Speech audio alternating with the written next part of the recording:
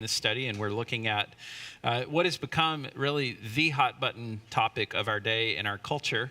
It was really homosexuality and same-sex attraction, and that has sort of quickly shifted to a conversation about gender. And although those are very interrelated, as we'll see later in our study, really the gender conversation has become front and center in this whole conversation in our culture and world. So if you didn't catch us last week, that video is online if you would like to watch that. It might be helpful. So we're starting in the middle. And last week I told you I had 44 slides and I made it through 27 of them. So I've course corrected today and I have 64 slides. So we're going the wrong direction. And this is why we have the makeup week to catch up at the end. So this is the plan, just to give you my flow of thought and what we're trying to accomplish here. Last week, what I wanted to look at was this idea of marriage as a metaphor, more than a metaphor, looking at what it means to be human, gendered, and then married. We looked at the first two of those. We started the second one, and we want to do a little bit more work talking about this issue of gender because it's really helpful and it's foundational to what we want to say the rest of our time looking at this topic.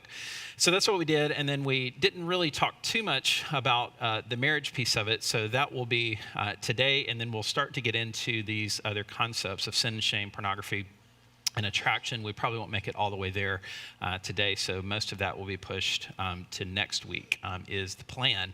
So I wanted to take a moment in case you weren't here last week, and also, teachers repeat themselves, and this is somewhat by design because a few things. One, it usually takes more than one pass to get the information. I know it does for me. I'll read something in a book, and then I come back and read it in another book later. I'm like, I get it now. And so it does take more than one pass to get information typically. And then the other thing is at a church, just reality is not everybody's here every week. We have visitors coming and going, you travel. And so a little bit of this will be rehashing and catching us back up. But I think it's so foundational and it's framework for us to help us think rightly. So how did we get here is one of the big questions that we're trying to understand. And this is the fundamental question behind Carl Trueman's book, Strange New World. I would encourage you, as we're working through this, take a peek at some of the books on the back table. We've tried to grab some of the best resources for this topic that we can find. I think this is one of the better ones, Carl Trueman's book, Strange New World. Somebody was asking me last week, what's the best single volume if you're not looking to build a whole library on this topic, but just want to get your arms around what's going on? I would actually recommend this one, God and the Transgender Debate by Andrew Walker. I think it does the best job of the big picture of laying out what's going on with this whole conversation. So a number of other resources. So Trueman's book, he's trying to answer the question, how does this make sense for someone to identify as a gender that they were not born with? How does this make sense? How do you pull that together? And so he's really written this book, and this is a condensed version of a much, much larger book that Trueman wrote called The Rise and Triumph of the Modern Self. So this is the version for mortals, Strange New World. Rise and Triumph of the Modern Self is a little bit more academic, larger tome. And one of Trueman's points as he walks through this is this rise of individuality. And I think this becomes very, very important and key to understanding how we got in the situation that we're in today. And this rise of individuality, it not only explains gender, it also explains church, it explains belief systems, it explains a lot of things about our culture and life, this rise of individuality. And we mentioned this a little bit last week, but if you look around the world today, institutions used to be viewed as something that was formative for you to send you off into society, right? So you go to the institution, you learn the proper characters, values, skills that you need in order to go be a productive member of society. That's sort of changed now. Now you go to the institution to create a platform for yourself to be the authentic you. And I was told just this last week about a new recruiting technique in the Navy. Andrew was telling me about this. An influencer, TikTok, I believe it was. Andrew, is that correct? Influencer on TikTok who's using that platform to recruit in a non-binary, trans, sort of flamboyant way. Hey, come be a part of the Navy, and you can be like me. And so the interesting thing about that is the Navy is now viewed, at least through that particular lens in that particular circumstance, as a platform to make you the best you, rather than the old Army logo or slogan that we all knew and understood, be all that you can be. It's now turned to, it's all about me, and this is my platform, rather than this is going to form me into the person that I need to be. And so that's shifted. I follow sports. A lot of you guys are sports people. I think we're seeing a huge rise in this, in the NIL movement, name, image, and likeness. When that got changed a few years ago, used to, if you were being recruited by Alabama, let's say, Roll Tide, you're being recruited, and you would come, and Bear Bryant was famous. It's not the name on the back of the jersey, it's the name on the front of the jersey. It's all about the institution. What can I do for the team? If you're being recruited now and you're a 5-star athlete, you walk in, they've already got banners created with your name. They're using this name, image, and likeness as a selling point. You're buying your players in a legal sort of way now. Underhand deals have been part of the deal for a long time. So all of this to say, there's this rise of individuality, and I think this is endemic in the church as well. So we have this rise of what's called the nuns. That's N-O-N-E-S. These are people who on official surveys are now identifying themselves as no religious affiliation. And I think this also is a product of individualism. And it's a just me and God sort of idea. If you guys know who Josh Turner is, bless you. Just me and God. And I think there's this huge rise of individuality. So these people, they're called SB&Rs, spiritual but not religious. And you'll hear more and more about this. And so you have people that are leaving the church officially and would identify themselves as not church-going, institutional people, but they're not turning to atheism outright. And that's one of the interesting pieces of all this. And so you have many, many people who would say, we are spiritual but not religious. And I imagine you've had conversations like that. This is not unique to whatever little circle you live in. This is on the rise in a major, major sort of way. And so we take all of this rise of individualism, and then we're gonna look at how that applies to gender in just a moment here, because you are unique. You are you, and there's only one you in the world. And so that produces things like what we're gonna see in just a moment, this gender unicorn sort of idea. I wanted to follow up. So that's intro, how we got here in big picture sort of way. I want to follow up on a couple of questions that came up last week. I believe it was Dave asked about gender dysphoria and suicidality, and I wanted to follow up on that. And I'd made the point that the question was asked last week, what about this argument that we're being told, you either let your kid transition or they're going to commit suicide? So what would you rather have? Would you rather have your child transition, or would you rather them be dead? Because those are your options. And it's presented to us in this way. And it's presented to us as a binary. And so I've used that term a lot just to make sure we're talking. Binary comes from the coding world, where everything codes in a 1 or a 0. All right, so binary is a 1 or a 0. It's a either or. It's a black or white type of thing. And so you're presented with this binary of, do you want your kid to transition or do you want them to commit suicide if they're experiencing gender dysphoria? And it's really a myth. There was one study that I found really helpful. This was from the American College of Pediatricians. Their summary: there is no persuasive evidence that gender transition reduces gender dysphoric children's likelihood of killing themselves. And this is a pretty intense study, and it is here. I'm glad to send any of you these slides and link if you would like that. So a group of physicians has gotten together, and they wrote this particular paper, and they interact with the question we're interacting with. Why would parents allow a gender-confused child to undergo these dangerous medical interventions? In many cases, the answer is untruths and emotional blackmail. If you don't let me do this, I'll kill myself, they hear from their child. The threat of suicide is then reinforced by members of the transgender industry. Would you rather have a live son or a dead daughter? And so it goes on like that. And so they go on to list some hard data, a bunch of studies that have been done that we won't go into all of these, but in short, they're not considering all the factors that we have, and it's just a false binary that's being presented to us. In reality, what you have, people that are experiencing genuine, true gender dysphoria. Now, remember, dysphoria is this feeling of angst and just this disconnect between your body, what you believe, and your identity. You're experiencing this angst because you believe there's a disconnect. You believe that you were born in the wrong body, as it were. And so that's gender dysphoria. And so they would say that those who are experiencing gender dysphoria, they are troubled individuals. They have significant problems that need to be dealt with and can be dealt with. And one of the arguments that these people are making is they're not taking into account all the other variables and factors that come into play. So they need help, and there is help available. The only answer that we're presented with is you must let them transition. That's not the only answer. And in fact, that might not make the situation any better. In fact, it could, in many cases, it's being shown now, could make it worse. This detransitioning movement that you'll hear a little bit about if you look into this.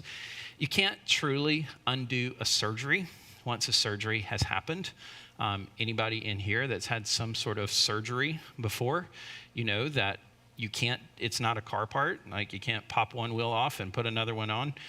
You never really go back to exactly the way it was once you transition. And this is particularly true in these surgeries that are happening. So that is unfortunately a myth, and it's being told to us as if it were fact. I think this is really a social contagion at work. And the people who are talking about this and transitioning, they're hailed as heroes, they're patted on the back, they're given platforms to speak, and I think it's creating a social contagion type of thing. We're seeing this especially with kids. This one's interesting. I want to show you this because this is a Reuters article, and they talk about the rise of gender dysphoria. And so I believe the question was asked last week about ages and gender transition and dysphoria, things like that. This one's very interesting. Now, they are all in on this movement. So putting numbers on the rise in children seeking gender care, and you can tell immediately by the vocabulary that it's gender care. And they talk about gender affirming surgery rather than gender change surgery. It's gender affirming. So remember, the individual, you're determining your gender, and now you're bringing your body into alignment with your gender that you already are on the inside, rather than the other way around, rather than some sort of a treatment or plan, counseling to help you understand and embrace your body. You have to change the body. And so which one wins? That's one of the fundamental questions. When you have someone who's experiencing genuine dysphoria, I don't believe that my gender, who I am, my identity, matches my body. Which one do you change? And so the prevailing attitude of the day is that, well, you have to change the body rather than treating the person. And it's a huge problem, I think. So this is interesting. Again, keep in mind this social contagion idea. Is that big enough to read? Yeah. So new diagnosis in the United States of patients 6 to 17. So we're talking pre-puberty into most people at 17 are completed with puberty. So 15,000, 18,000, 21, 24, and then look at the jump. To 21, which is when the latest stats are available. This is youths who are experiencing gender dysphoria. This is just a sample of some states. So I think they just kind of picked at random some of the ones that have the steepest climb from state to state. And so there's a couple of different ways that you could, of course, understand this. One, and on the gender affirming side of this, you would say, hey, see, we're finally making this conversation acceptable. And so therefore you have all of these people who are already experiencing this, and now they're comfortable and free to seek out help, right? You see all this? This is really good news because these people feel free. Another side would argue that what we're actually doing is presenting people with a view and an option that's not helping them. It's a social contagion. And so they're sort of catching this from their society. And in fact, we're presenting them with wrong ideas about what gender actually is. And I would side with that. So it's on the rise, majorly on the rise. Rise of puberty blockers. and you can see the stats, 633 in 2017, all the way down to 1390, those who are gender dysphoria and have initiated puberty-blocking treatment, so 17 to 21. These numbers aren't huge, but the rise is huge, and that's what concerns us if these numbers keep going. So we're talking, more than 100% increase. Yep.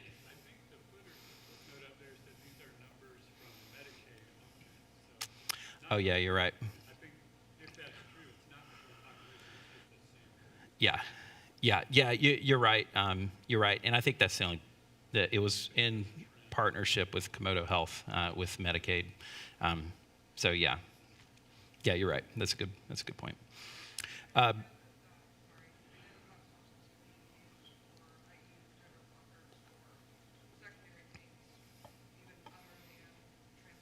Right.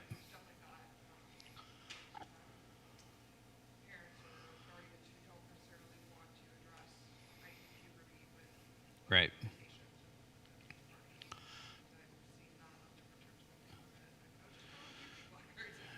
Yeah, you could punt the issue for a while. Yeah. Yeah, so this one is with prior gender dysphoria diagnosis, so I think it is specific to dealing with gender dysphoria, but yeah, you're right, that can be. And then a couple others here. So this again shows the rise.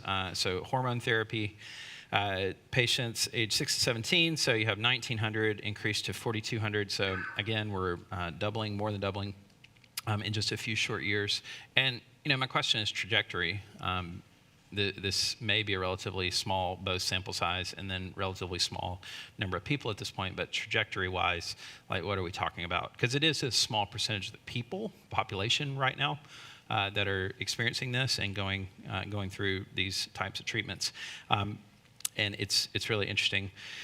So these are patients undergoing mastectomy with a prior gender dysphoria diagnosis. So between ages of 13 and 17, not a huge rise here in terms of total numbers, but still. And again, surgeries, you can't reverse surgery completely, right? Once you start cutting and taking parts off and adding parts, it will never actually completely be the same again. And we all know that, and we all know that this is true.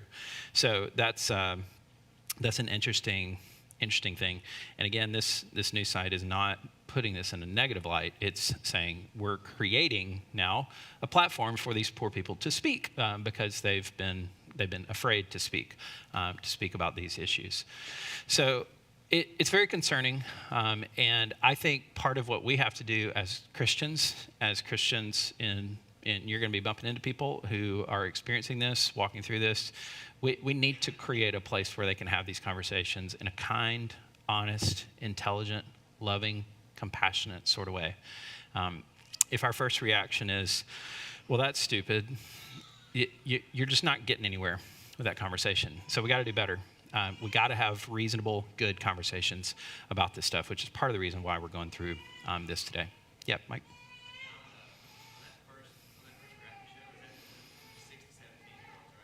Yep. What's that look like from 18 to 22? I don't. No. So I don't have all the hard data on that. Where was I reading about that? I think it was in Greg Allison's book. The vast majority that are experiencing this, it is between the ages of 13 and 17. Puberty is the most confusing time in life, right? When you're going through those stages.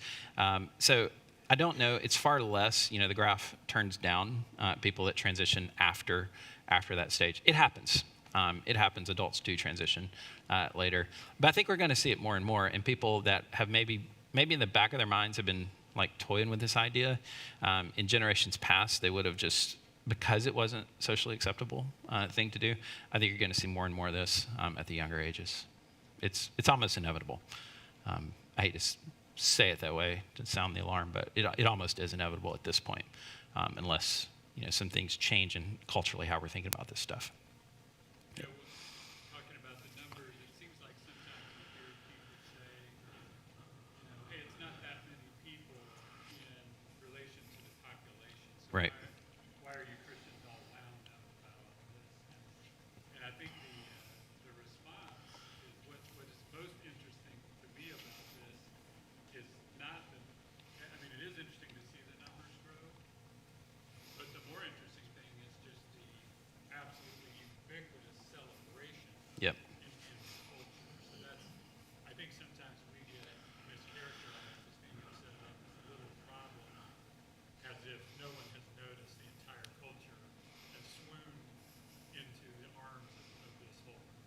Oh yeah, yeah, right, right. And people say, "Well, why are you Christians all wound up about this issue?" I'm like, has anybody turned on the TV lately?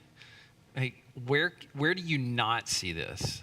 Like, this is the issue, and so of course Christians need to address the issue because it's the issue that everybody is talking about. And so I don't apologize for us addressing it and speaking to the issue. I think we should. Yeah, Greg.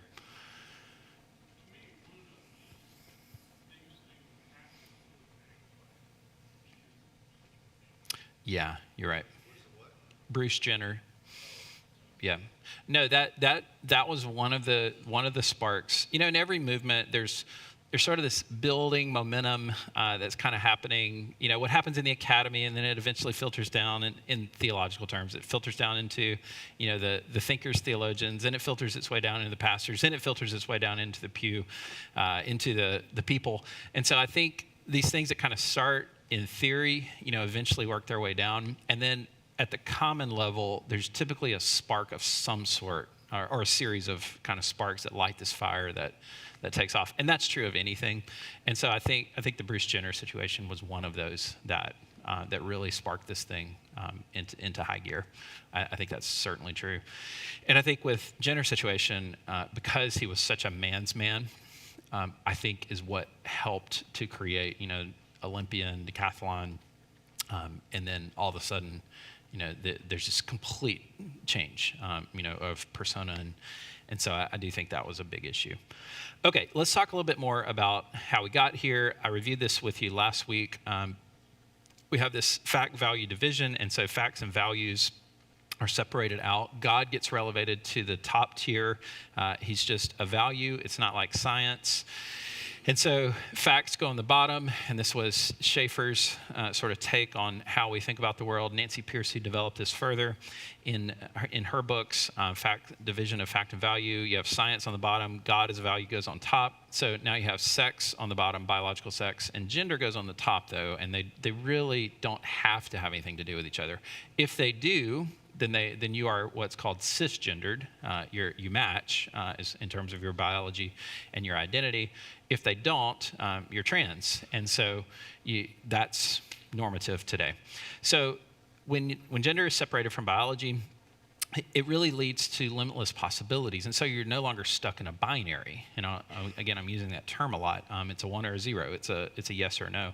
You're no longer stuck in a binary, and so then you have the creation of things like this to help you figure out your gender.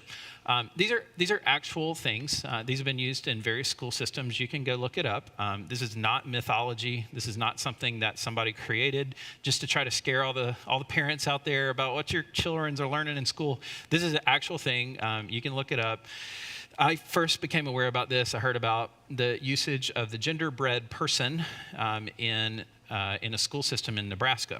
Nebraska is a pretty conservative state overall, but as Al Mohler likes to say a lot, when you get close to cities, coast, or campuses, things tend to be more progressive.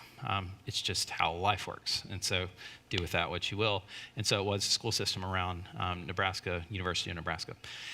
And this is out there. So this was one version of the genderbread person, and a couple of things that we note here.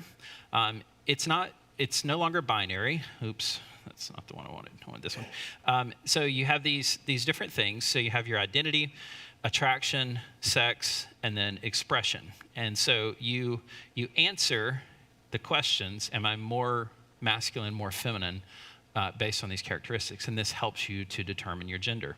All right, so that was one version of that. Here's a new version of the genderbread person, and now, one of the changes here is the biological sex has changed, and we're going to see another version of this still. So you have gender identity, gender expression, biological sex, and sexual orientation, which they've pulled that back into one category instead of two. And so you have these, and so basically what your job is then to help children understand and figure out their gender is you walk them through this and you ask them a series of questions and to help them determine their gender. And this is how it's done. Remember when we separate these out, that it's no longer tied to your biology, well then you have to help people. Well, what is it tied to? Well, here's some questions that you can ask yourself. That one has actually been replaced in most circles now by this one here. It's called the gender unicorn. The gender unicorn, this one's interesting because it's now tapping into this idea of the unicorn, the uniqueness of the unicorn. You're just you. We call in sports when you have a 7-foot guy that he can dribble, he can shoot, he can do it all. They call him a unicorn because usually you're good at a thing, and now you're a unicorn. So your gender is no longer a binary thing, and this is how it's getting taught. So a couple of interesting things. These stay the same. So your identity, your expression, how you choose to express yourself, and it's on a spectrum, so masculine, feminine, or other. And so we have non-binary, the rise of the non-binary. Now, notice this. It's no longer your biological sex even. It's sex assigned at birth. And so now it's just what your parents have done this. They just picked one for you. And it's further separating from biological reality. Your sex is being further pulled from biological reality. And so that's the newest version that I have seen, at least. Physically attracted to men, women, or other, and then emotionally attracted to. So attraction is now broken down into 2 categories of physical and emotional. It's very interesting. It's interesting watching the transition of one to the next. Now to see this gender unicorn.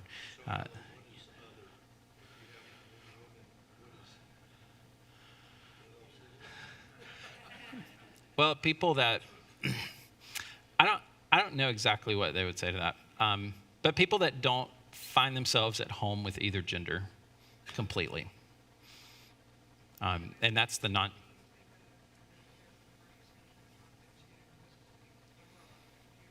Mm-hmm. Right. Right. So yeah, and you can be other on any of these, as far as your identity and expression, and this is not immutable, so it can change. You could change, in theory, from day to day, which one you choose to identify as, and so it's completely fluid. And this sounds so incredibly foreign to many of you. But you got to understand, this is completely fluid. As Francis Schaeffer used to say, they are firmly planted in midair. Like there's no grounding. There's no guy wire attaching you to reality. You don't need to be, because remember, you live completely in the upper story of this individual. I am me, and there's no tying down to anything biological. And so you are the arbiter of justice, of gender. And so you got to get that in your mind. This is the expression. This is how people are thinking about these things today. Yep. I don't mean to be sensationalist, but could there be a slippery slope where bestiality is perfectly excluded? It already is. Yeah. So the question was, could there be eventually something like bestiality? And the answer is yes. Whatever deviance you want to find, it is already out there. So wherever your imagination would take you, and I hope not far down that track, but yes, it's already happening. Absolutely. Yep. So, going down that same trail, right? I mean, as soon as you disassociate any of these characteristics based on how you feel about yourself or how you identify yourself, and who or what types of people or things or whatever that you're attracted to and how you act on that, I mean, all of that becomes based on what you feel or what you desire, and it's not grounded in anything else. And it really is. It could be anything. And it can change constantly. There is no grounding. Right. That's kind of why this is so important. I think logically what happens here is gender makes everything it makes nothing. Exactly. Yeah. So you start getting into this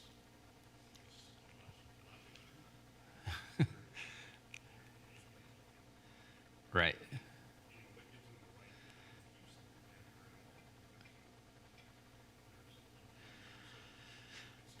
gender and all. It is, and it's almost, I told you guys, I think last week, I went and reread Alice in Wonderland, and I feel like I'm in the rabbit hole when I read some of this, and you'll say a sentence and they say a sentence back, and you're like, I don't think I mentioned popcorn, but like, why are we talking about this? And so you end up with these almost, because they're living in this world that doesn't need to be tied down to reality or biology. And so once you completely disassociate that, well, now the binary is no longer binding. And you just got to understand that that's how they're thinking. And so I think you're right. It is logical in that sense that they're following, an ideology that's been laid out for them. And they've been trained in. They've been discipled to think this way. Yeah, Crystal?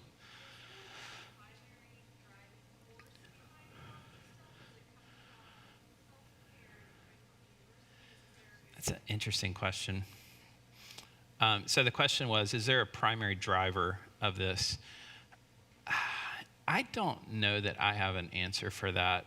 I think it's coming from every conceivable angle right now in society, in the world. We'll go Carl and then Adam. Yep. Seems like the core of it, the foundation of it is the rejection of any absolute. That's true. Yeah. I think that's right. Yeah, Adam. And I think I would follow on that to Crystal's question. It seems like at the core of it, we're wanting to teach children that they are God. So they get to determine what reality is. That's right. They get to define reality. And I think the reason it's struck in sexuality is because there's really no closer connection to reality that you have in your body. Yep. So if you have the power to redefine your body and your sex, you are basically telling children that you are God and you get to define reality yourself. And that is something that man has pursued, since the beginning. Yep. Now it's Yeah. out in the open. Yeah, and so I guess I would think about your question, kind of my response, what's driving this, kind of two different realms. There's a social answer to that, healthcare, movies, entertainment industry. I think, the Instagram world, social media, things like that, as far as the practically why this is happening. But I do think there's a much, much deeper theological root to that Adam's tapping into, of why are we so determined to push back against God's design for us and our humanity. And I think that at its root is a rebellion against God and denial of his existence. I think that's why the numbers of people affected are fairly small, but it's caught on like wildfire in the It has. culture because we intuitively know what this is about.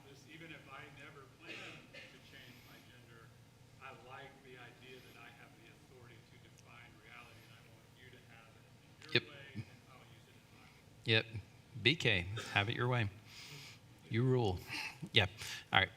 Well, and there's so much social pressure, right? So that even if you don't fully buy into that, you are afraid to not agree with it. Yes. The backlash that you're And we're seeing that like every day. People are seeing that. So the LGBTQIA is sort of the latest iteration of this. And I'll speak to each one of those in due time, maybe. But the last one, the A, in some tellings of the story, it's ally. So if you didn't find yourself in the first part, LGBTQIA is ally. I'm a friend of the movement, and you got to be a friend of the movement, or else you are just a social pariah. You don't fit in this world because you're not a friend of the movement. And so I think there's a huge amount of social pressure. Okay, I want to get back into the gender stuff. Specifically, not that we have been talking about, but I want to talk about gender as it relates to men and women. And I have a thesis that I want to argue for. I've shared this with some of you in different contexts, but I think it's worth repeating here. It's simply this: when we get gender wrong, women are disproportionately harmed. All right? And I just want you to think about that. And I want you to think about the situations that we're dealing with today.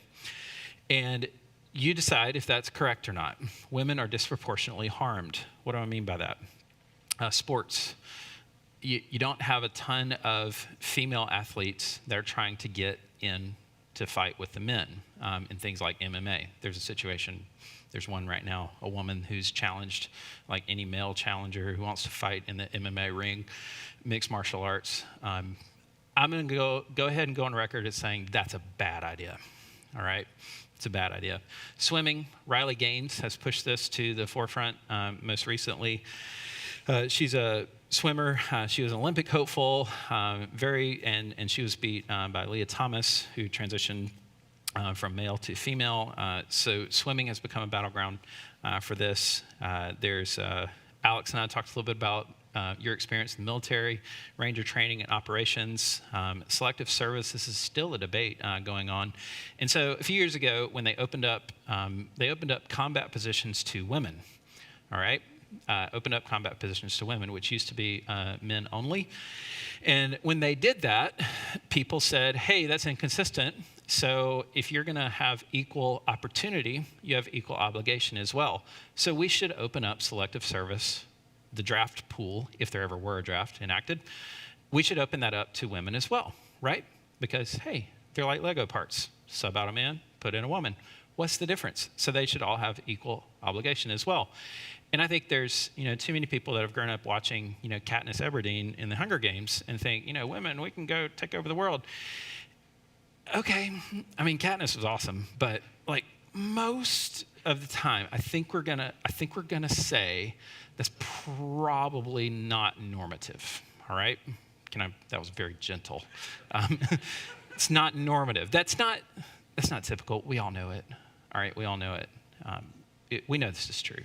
So military, this is going to be interesting because my understanding, and I've checked in on this issue a few times over the last few years, my understanding is this issue is still kind of tabled, that they haven't really made a call yet because nobody wants to put their name on the bill because they got to face re-election, right? So this is kind of tabled for now as far as I understand the selective service, but it is logically inconsistent. To say you have equal opportunity, but you don't have equal obligation. It's inconsistent, and everybody knows it. In the California prison system, I picked up on this story. There's transgender inmates that are requesting new housing, and transgender inmates who want to be housed.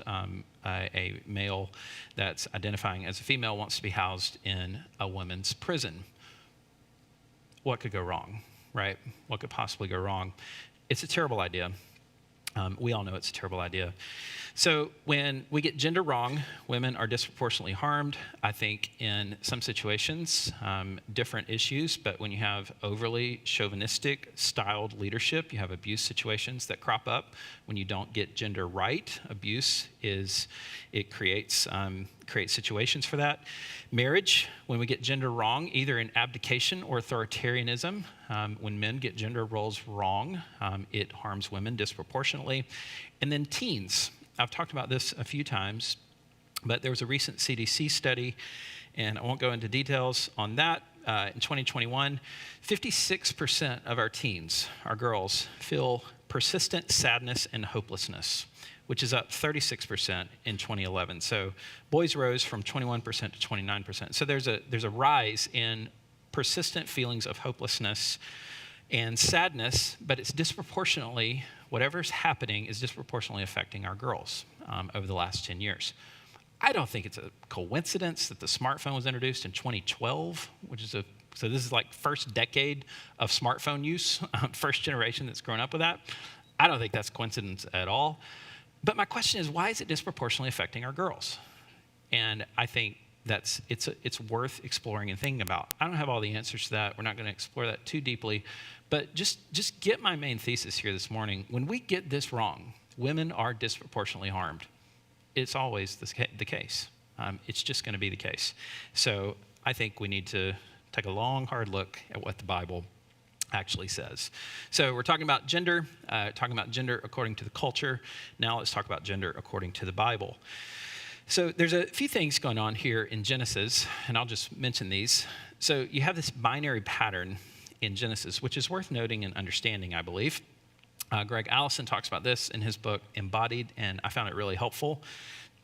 So you have this binary pattern forming in Genesis.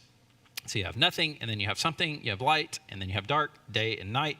You have waters above, waters below, tree of life, tree of knowledge, good and evil, creator and creature. So you have this kind of pattern of the binary that's developing. You have dry land and waters, sort of opposites in one sense. You have work, and then you have rest. You have heaven, and you have earth. You have evening, and you have morning. You have sun and moon, good and evil. So there's this binary pattern that begins to develop here in Genesis.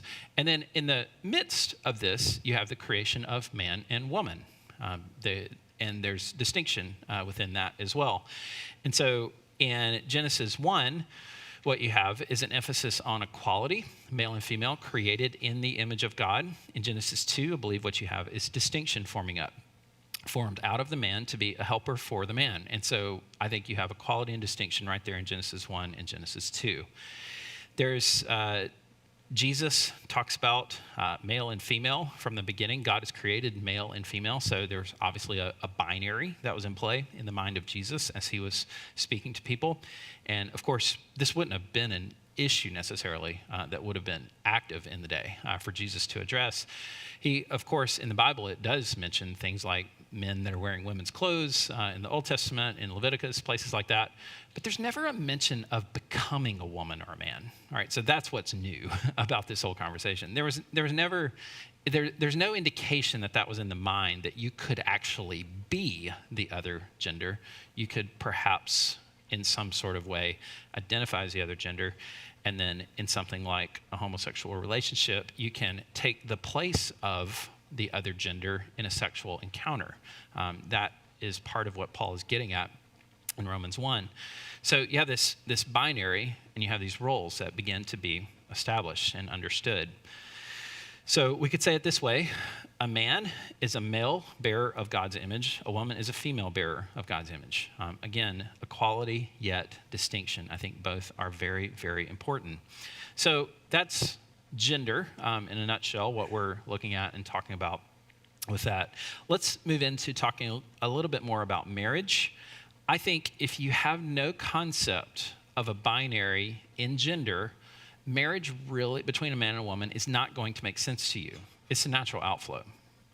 It's interesting because in our culture, we've sort of gone the other direction with this. So we redefine marriage, and then all of a sudden gender doesn't mean anything. Logically, you could say redefine gender and marriage doesn't mean what it used to, but it's kind of interchangeable, right? The point is, once you dissolve the binary, then the marriage no longer matters. But once you dissolve marriage, then gender doesn't matter anymore. All right, does that make sense? Hopefully, maybe. Okay, so a number of factors have influenced our contemporary view of marriage. Rise of individualism, I've talked about that. Gender roles, I think that's part of it. We'll see that in just a moment. This idea of no-fault divorce, which, by the way, Ronald Reagan introduced back in California as governor of California. Nancy was his second wife. And so you have this rise of no-fault divorce. Marriage is no longer seen as something that's exclusive, monogamous, lifetime commitment, enduring. And then you also have contraception, the rise of the pill, where sex, the act of sex, is now separated. And I've used sex mostly to mean biological reality, just you are your sex. But in this context, we're talking about having sex, sexual contact. And the rise of contraception, where the sexual act is no longer tightly linked to giving birth. Now you can have sexual activity which doesn't result in, or even have the chance outside of small chances of the contraception not working. So marriage is no longer viewed as something that is exclusive, permanent, and oriented towards a common good. That's language that I picked up from Ryan T. Anderson in his book on marriage and gender and sexuality, and I find it helpful. So used to, and we could ask the question, why does a state even care about what marriage is? And this was a debate that we had back in the Obergefell days. The Obergefell decision was the decision that effectively legalized same-sex marriage back in 2015. And I say it effectively legalized. We know that the Supreme Court doesn't actually pass legislation, but their ruling effectively legalized it.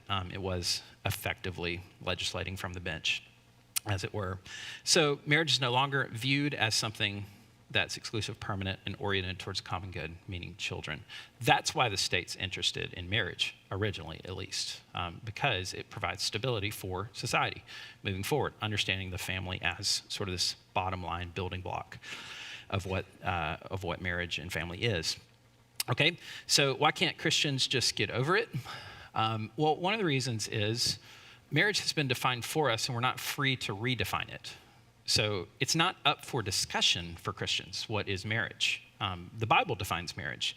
And so what we're calling on the state to do is to fall in line with what the Bible says marriage is, all right? So there's a consistent definition, and it's interesting that when Jesus talks about this and when Paul talks about this, he doesn't talk about what some people like to pull up, the exceptions, like polygamy of the Old Testament, which is problematic, let's just face it. Like, there's some weird things that happen there, levirate marriage and all of that. But they seem to be concessions, and what we have is a consistent definition. When Jesus wants to talk about what is marriage, he pulls from Genesis. When Paul wants to talk about what is marriage, he pulls from Jesus, who's pulling from Genesis. And so you have this consistent definition of marriage. It's between a man and a woman. So Moses, who's author of Genesis, and then Jesus, and ultimately Paul. So let's talk a little bit about this. So the notion of gender identity, I mentioned this a little bit earlier. It's not really mentioned in the Bible, identity. Remember, this is sort of a modern convention, the separation of gender from your physical, the biology, what you are, your sex. So it's not mentioned. There is certainly a mention of male and female, as we've already mentioned. So with that, moving into what it means then to be married, we spoke about that a moment ago. I want to talk about what happened a little bit with the Obergefell decision, and we're talking about redefining this idea of gender and marriage, and how did this come about? Chief Justice Roberts says, "You're not seeking to join the institution, you're seeking to change what the institution is." And I think that's fundamentally right. You're actually seeking to change the institution on the whole. And Ruth Bader Ginsburg, she had an interesting quote. This was actually a different case that she was speaking about, but it plays into this as well. Her take was, gender roles have changed, which allows the role of marriage to change. Here was her quote.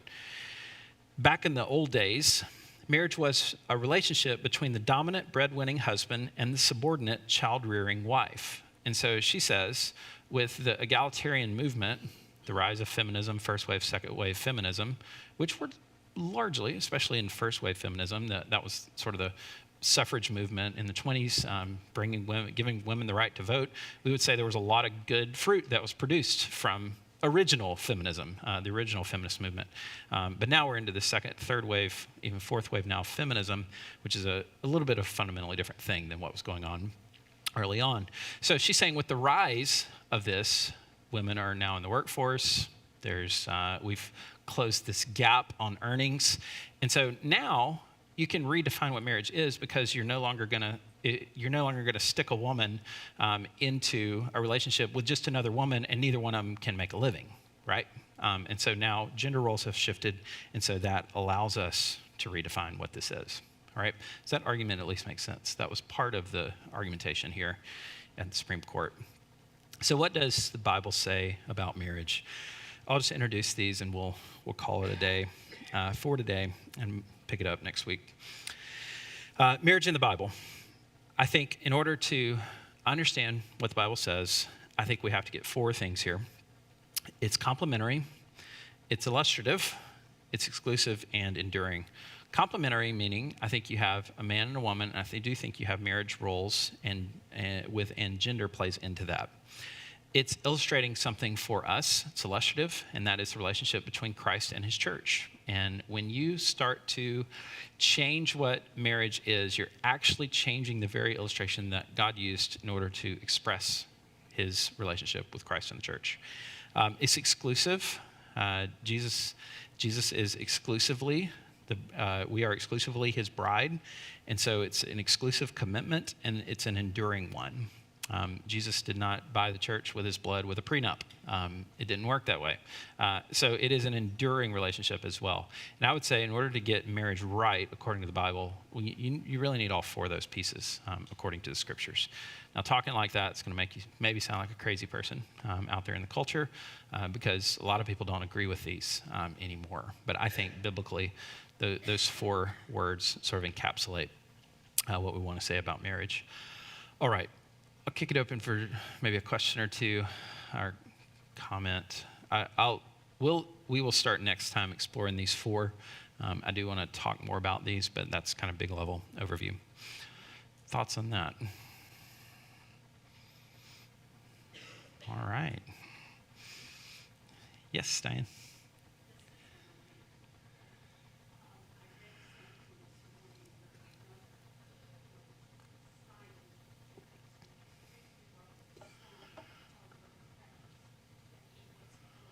Right.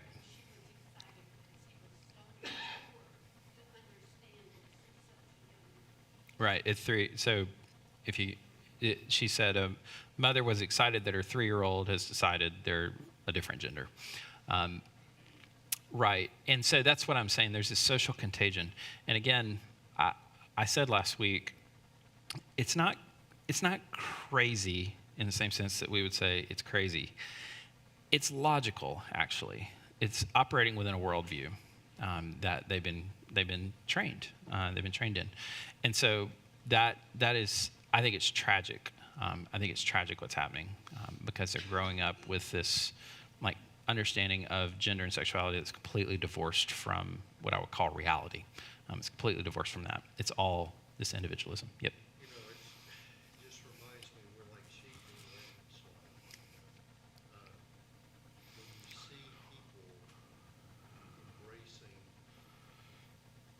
what the government says they ought to be doing, or the media says they ought to be doing, you see them doing it. Yeah. And it makes no logical sense. Right. Just can't help but it's just the undercurrents of Satan in the world driving this ridiculousness. Yeah. Yeah. I just think we got to learn how they think. We need to understand this, because that's why we're just crossing over each other in these conversations sometimes. But I say that. I also want to say there comes a point in time when it's fine to look at someone and say, that's wrong. All right. So don't hear me saying that you can't tell somebody they're wrong. I am saying that we need to understand a little bit about their perspective first, though, before you say that. I understand. I totally understand. But I think both are necessary. I tell my students in class sometimes, if you are having a conversation with somebody and you say, I have absolutely no idea why they would say that, then you probably shouldn't comment on it yet, because you don't really understand what they're talking about. And so I think we understand it, and then it's fine to critique. But we need to get that in order. And that's what I'm trying to bring us along and do here. Yep.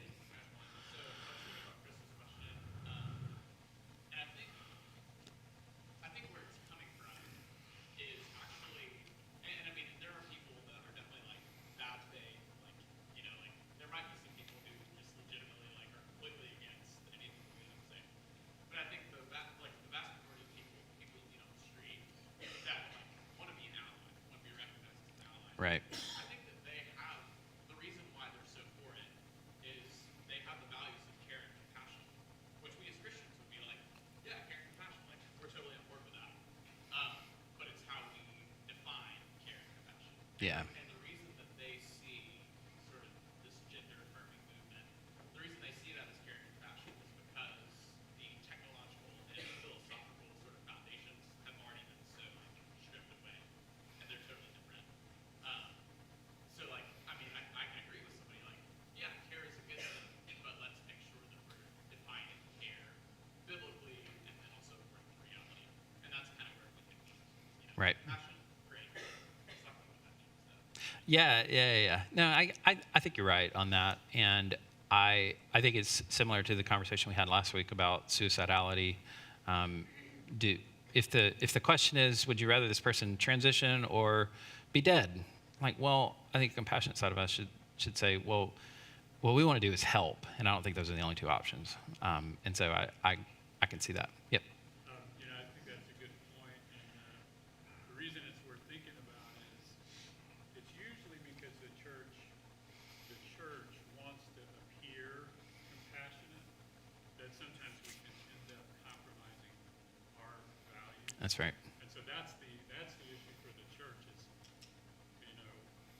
in the end, how do we accommodate this, knowing that even if we're not, and I don't mean we should accommodate, but how do we wrestle with it when we know that in the end, because of this Bible, biblically based worldview that you put forward, we are going to be accused of being hateful Yes. and uncompassionate. So many churches, in the face of that accusation, will begin to soften their teaching, and that's the issue before us: is how do we, when do you take that stand? How do you balance? How do you be compassionate while not compromising on the truth? That is the issue.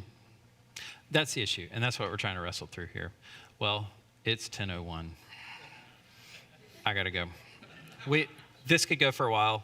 Let me pray for us. Lord, we do pray that you would help us to be compassionate and kind, and also people with conviction. These things are hard. It's hard to wrestle with, and so, Lord, we ask you for your wisdom to deal with these. Give us insight into your scripture and your word. We pray in Christ's name. Amen.